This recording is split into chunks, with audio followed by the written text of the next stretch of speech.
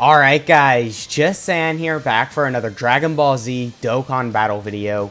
And in today's video, we're going to be checking out the LR Future Gohan and Trunks. Because I'm going to be honest with you, I completely forgot they existed. Unfortunately, I don't have them on my main global account, so I don't really get to use them all that frequently. Well, at all, right? Because I don't even have them.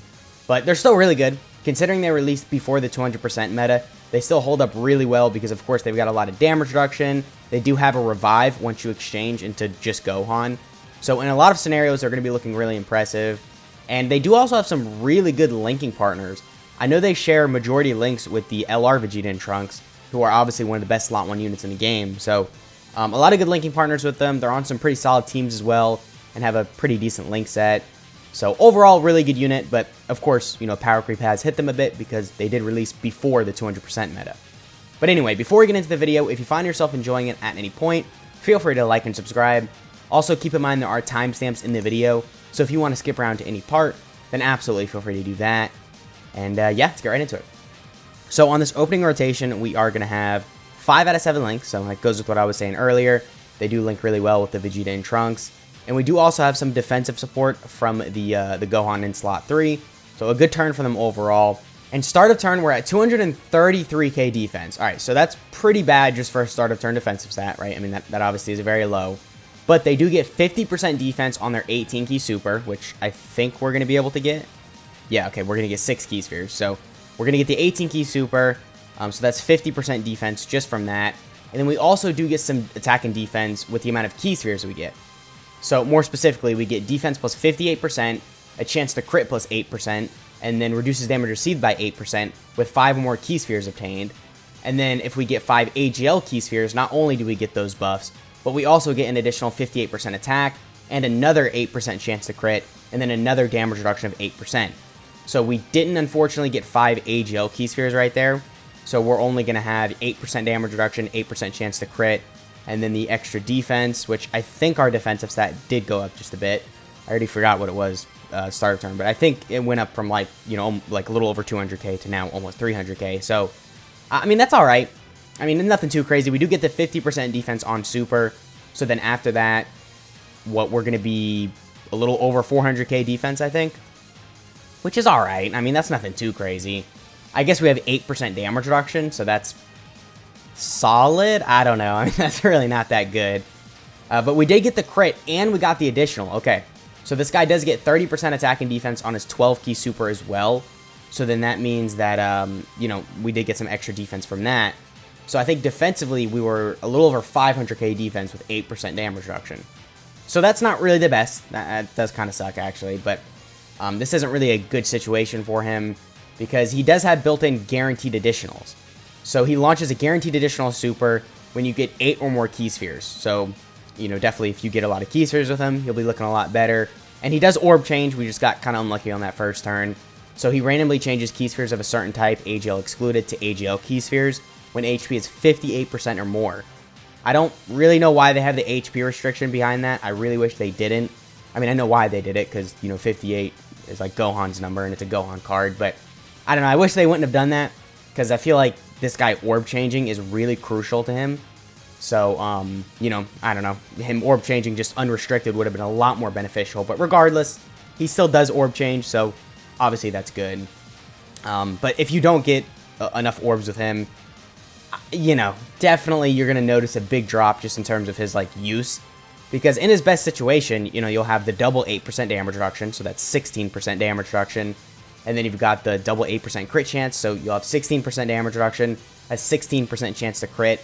And then also you get attack and defense plus 58% with 5 AGL key spheres, which is good, but I don't know. I mean, because then at that point, it really just boils down to how many key spheres you're going to get. But actually, I take it back. All right, right here, we got really lucky. So we got 8 key spheres, and we did get 5 AGL key spheres in that, I think. So we've got the 16% chance to crit. We've got the 16% damage reduction. We've got the additional 58% attack and defense. And we have a guaranteed additional super incoming right here. So we'll get 50% defense from our first super, which will put us at, almost 400k defense. And then we're going to get an additional super that would put us over 500k defense, and we have 16% damage reduction.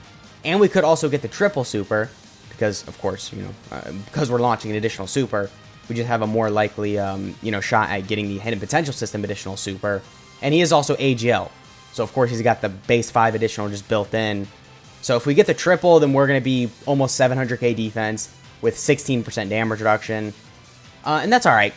I mean, you know, it's pretty good, right? I mean, it's really not that crazy. I mean, I know you hear almost 700k defense with some damage reduction. And that does sound good, especially considering, you know, he's got some crits. And he does also have the guaranteed additional super. So his damage is looking alright, and his defense is looking alright. But that is still dying from a lot of, like, you know, these enemies. So that's nothing, like, insane. But considering everything going on, definitely pretty solid. And then this guy does also have the exchange, which once you exchange with him, then he starts to look really crazy. So to get the exchange, you have to be below 58% HP starting from the 3rd turn. Okay. That's not bad, right? That's not like a horrible condition, but I don't know, under 58% HP. That, well, no, I guess it's alright, now that I'm thinking about it. I mean, that's not horrible. In most difficult events, you know, you take a super, you should be able to get that, but like here, in the Legendary Vegeta event, we're probably not going to be able to see that, right? I might have to, like, go out of my way to actually get it. But regardless, I mean, I guess not the worst condition. You still might see it somewhat frequently. If you bring him in, like, a red zone stage, you'll definitely see it a lot more, you know, often, because, of course, if you're running this guy on the team, you're going to take a lot of damage, and you're most likely going to fall below 58% HP, and then from turn 3, you can pop it. But I think just a better way to go about it would have just been just anytime you're below 58% HP, you could have just popped it. But it's only turn 3 anyway, so I guess it's not the worst thing. I'm just saying, you know, the 58% HP restriction is just a little rough. But anyway, once you do actually get the exchange off, he does start to look a lot better, because then he has the revive, and then once you get the revive, you get like 58% damage reduction and some extra defense, and you recover pretty much all your HP. So he starts to look really crazy once you revive, but we'll talk about that once we actually get the revive off, which probably won't be in here. I think we'll probably have to see that once we take him versus, you know, a red zone stage or Cell Max or something like that. But okay, what we'll do is we can just go ahead and cut to when we can use this guy's exchange, because, you know, he doesn't build up or anything, so how he's been looking the past couple turns is about how he's going to look just throughout the video if we keep on going. So I'll just go ahead and cut to when we can pop the exchange. Alright, so we got the exchange right here. As you can see, we're very low on HP, so we can pop it. Let me make sure I have the skip off, which I do. And yeah, let's go ahead and play this.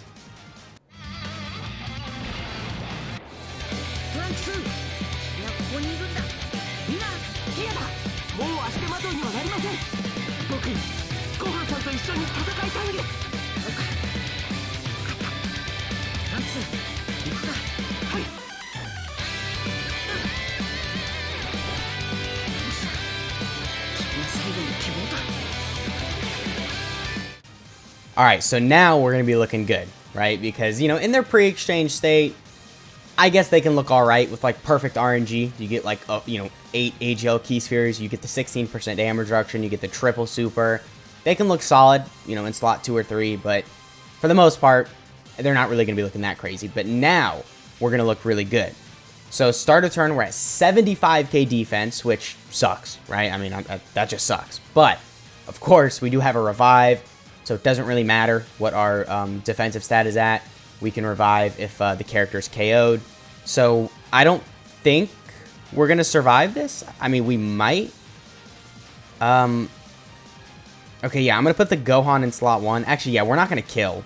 Or we are going to kill, so we're not going to be able to get the revive off right here. But we can still show his attack stat, and then we might be able to die on the next turn we have them. But, okay, regardless. So, we do get some extra ki for 5 turns. We get 8 ki. So that definitely is a big amount. That's why we started the turn off with an 18 ki super. So you're not really going to have to worry about ki with them. By the time you get the exchange, you have the 8 ki for 5 turns. So then that'll pretty much be active throughout the whole fight, right? Because fights are typically only going to like turn 7, 8. So that definitely will be the majority of the fight. He also gets an attack buff of 258%, which is really good. That's an insanely high attack buff. I mean, not really the craziest attack stat right there, but we do have some built-in additionals. And we get to see this beautiful animation. I mean, dude, that looks really clean. So we get the guaranteed additional super if we get 8 or more key spheres. So that definitely is pretty solid. I mean, you know, not the worst conditions. Same thing pre-exchange, 8 key spheres. You get the guaranteed additional. Okay, yeah, we'll do this right here. Yeah, we'll put the Gohan in slot 3. because in slot 3 he does support for some extra stats. And then he also does get a Scouter, the Exchange Future Gohan, when HP is 58% or less. So that's good. I mean, if you're under 58% HP, then this guy's going to be probably one of the most useful units in the game because he's got the Scouter. And then, of course, he also has the Revive, so just very useful with that. And then when you do get the Revive, he recovers with 85% HP, so that's really useful. And then once you come back from the Revive, you get a permanent 5 key buff, you get a buff of 58% defense, and 58% damage reduction. So that's the main thing about this. 58% damage reduction. That's crazy, right? Between the 58% defense and then the damage reduction, he's going to look insane, right? So overall, you know, once you get the Revive off, this guy is insanely useful, and he's still a top tier unit even today, but getting to that point might be just a little difficult. So, okay, right here, I think we're fine. We have type advantage, so yeah, double digits or triple digits, I guess, but no damage. That's the main thing. And all right, what we'll do is we'll go ahead and slap the Gohan in slot 1. He is probably going to die right here, and then we can showcase the Revive animation. I honestly didn't think we were going to get it in the Legendary Vegeta event, but I mean, I'll take it, right? It definitely works out.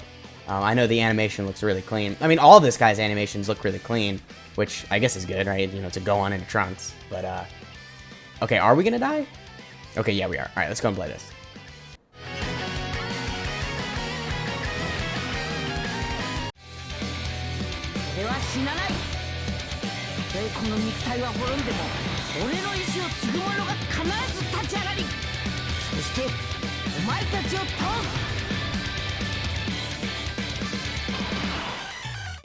Alright, so I decided we could just cut straight to the next rotation with the LR Gohan, because now we do have all the buffs from the Revive, so of course, now we're going to be looking really crazy. Yeah, 155k defense, so definitely a big jump up from, what was it, like 70k defense, but still not the best start of turn defensive stat. However, of course, you do have to remember, we have the 58% damage reduction, and then also if we fall below 58% HP, we get the Scouter, which the Scouter does benefit him defensively, right? Because then you'll know where to put him, so he can take the least amount of damage possible. But with the 58% damage reduction, he's still looking really good. I mean, that's still basically double digits from a lot of these hard-hitting enemies' normals. In terms of a super attack, he might take just a bit of damage, but I think with normals, definitely, I mean, he'll tank pretty much any enemy in the game, just because that 58% damage reduction, because of course, that's a very, very big number, right? I mean, you know, something like 8%, like with the pre-exchange version of them, you know, it's not the biggest deal, but once you talk about like 58%, that's pretty much the difference between like taking 500k and like maybe 100k, right? So 58% damage reduction is very useful. A pretty solid attack stat right there. We don't have the guaranteed additional super because we did not get 8 key spheres.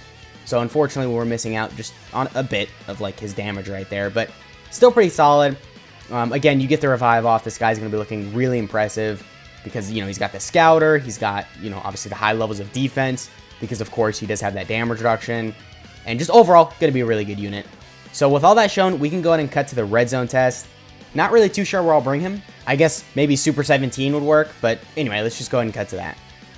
Alright, so we're here fighting Red Zone Super 17. Wanted to record just a bit earlier because I forgot to do the Nuke test with him in the Legendary Vegeta event, so figure we could just do that now, which, yeah, we're getting pretty lucky with key spheres. We already had some AGL key spheres because obviously, you know, he orb changes, but alright, that works out, 17 key spheres. He does have a lot of links active because, of course, we have him next to the Vegeta and the Trunks, so, you know, we're going to be looking pretty good with that. We also have some defensive support, so just a good turn for him overall. We're definitely going to kill because, of course, I mean, you know, Super 17 is already really low, but, or I guess this isn't Super 17, the Int 17 is really low. But we'll kill here, and then on the rotation after the next one, we'll see how well he can tank Super 17. I'm assuming he's going to take double digits after he supers, just because Super 17 isn't the hardest hitting enemy. But I don't know, we'll have to see. I would try and see him like tank when he actually exchanges, but I'm more curious how he's going to tank pre-exchange, because I feel like in most fights, you're going to see him more frequently in his pre-exchange state compared to his exchange state, right? So, okay, right here we should be good. The only person I'm worried about is the Gohan in slot 3. But, okay, he's gotten a stack or 2 off, so he should be fine. But, as I said, Super 17 doesn't hit that hard. Well, okay, that's a bit of damage, but you got to keep in mind the Banner Unit Piccolo doesn't have the extra damage reduction because there's no Movie Hero category allies on the turn. So we're missing out on, I think, 30% damage reduction in total. But okay, after we super double digits. And the Gohan should be fine because he's getting his super off first. Oh, I forgot Super 17 absorbs. I completely forgot about that. Okay, well, I think future Gohan and Trunks don't do a Ki Blast super anyway, so I think we're fine. But I'm not sure. I know this Gohan does a Ki Blast super, so yeah, he's going to absorb that. But this Gohan should be able to tank, and then on the next turn, who do we have with the Trunks and Gohan? Okay, we've got the LR Gohan, and then, of course, the Vegeta and the Trunks. So, alright, we are taking a super in slot 1, so, I mean, yeah, we got to slap him there.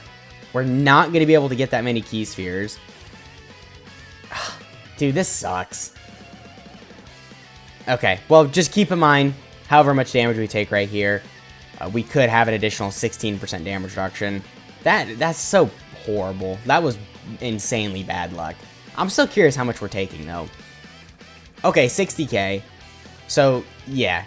60k without damage reduction and before we super. I'm pretty sure that means we would take double digits from at least normals after we super. Because then, of course, we would get the 50% defense. And then if we get the 8 Ki Spheres, we get the guaranteed additional super, which would be another 30% defense. So, okay, we're going to die, though. I mean, I want to point out... Oh, we didn't die. We just barely didn't die there. I do want to point out, you know, that is an issue with these guys. If you don't get the Ki Spheres, you're kind of screwed. I mean, you're already kind of screwed if you get Ki Spheres, too. Because, I mean, just unfortunately, their stats don't really get insanely high until they exchange. And even when you exchange, their stats don't get high. It's just they get the damage reduction, so, you know, he looks a little bit better. But that's an issue with them, is not getting Ki Spheres, right? So, of course, you just have to be very specific with how you utilize them. I mean, if you get locked in slot 1 with them pre-exchange, well, you can see we're at 10k HP. So, clearly that didn't go that well. But with all that shown, we can go ahead and cut to the unit breakdown. Overall, I mean, he's looking alright. I'll tell you this, if we got the super off the damage reduction, we would have tanked double digits. But I think a super still would have done like 200k damage. So, with all that shown, let's go ahead and cut to the unit breakdown. Alright, so here we have the LR Gohan and Trunks. So starting off with our leader skill, it is Connected Hope or Bond of Master and Disciple, category Ki +4, HP attack and defense plus 150%. Maybe if you're newer to the game or free to play, this leader skill can be somewhat beneficial, but for the most part, not really the craziest because it's only 150% to stats. And then their super attack effect on their 12 key is that they raise attack and defense for 1 turn, do colossal damage to enemy. And then their 18 keys, they greatly raise defense for 1 turn, do mega colossal damage to enemy. So definitely getting the defense right here is really useful, and also getting some defense here is pretty good. And then their passive is that they get attack and defense plus 150%. They randomly change Ki Spheres of a certain type, AGL excluded, to AGL Ki Spheres when HP is 58% or more. They get an additional 58% defense, chance of performing a crit, and reduces damage received by 8% with 5 or more Ki Spheres obtained. And then they get an additional 58% attack, and then an additional 8% damage reduction and crit with 5 or more AGL Ki Spheres obtained. And then they launch an additional super with 8 Ki Spheres obtained. So definitely a solid passive. I mean, you know, some damage reduction, some extra stats with Ki Spheres. So pretty solid. I think really what they just need is like more, right? I would say more damage reduction to make them better. But on release, this was enough. It's just because obviously power could hit them pretty hard. Some of their things are just lacking just a little. And then their exchange is obviously, you know, the effect they just exchange. And then the condition is that it can be activated when HP is 58% or less, starting from the 3rd turn from start of battle. And then their links are Sand Warrior Race, the Sand Lineage, Infighter, Prepared for Battle, Dismal Future, Fierce Battle, Legendary Power. And then their categories are Connected Hope, Bond of Master and Disciple, Hybrid Sands, Future Saga, Android/Cell Saga, Joined Forces, All Out Struggle, Power of Revival, and then Warriors Raised on Earth. And then when you exchange with them, I think their link set changes just a bit. I think they get Super Sand and then Cold Judgment. Yeah, so it's just those 2 links. I think that's the only 2 new ones they get. And then their super attack effects does change. They now just greatly raise attack for 1 turn on both 12 and 18 key. And then their passive is that they get attack plus 258%. He gets Ki plus 8 for 5 turns from start of turn. And then he launches an additional super attack with 8 or more Ki Spheres obtained. And then he gets a Scouter when HP is 58% or less. So I feel like that's going to be kind of overlooked by a lot of people when using this guy. But that is really, really crucial. And then obviously when you revive, you come back with 85% HP recovered. And then when you get the revive, you also get 5 key, 58% defense, and then 58% damage reduction for the rest of the fight. So a really solid passive. Obviously, this right here is really crucial. And then, you know, the Scouter is really good as well. So a good unit overall. I would say once you exchange and then get the revive, he's definitely going to be looking really impressive. But I don't know. For the most part, you just kind of have better options, right? So I don't think you're really going to ever be going out of your way to bring this guy, but if you really have to, you might be able to make some use out of it, right? I mean, especially in places like burst mode, you know, infinite history, this guy will definitely be good if you need to run him for like a category mission, but I don't think you're ever going to be really going out of your way to make sure you bring him in like, you know, difficult events. But all right, that has been the video. I hope you guys enjoyed. Let me know what you guys are thinking of this guy down in the comments. And yeah, I'll catch y'all in the next one.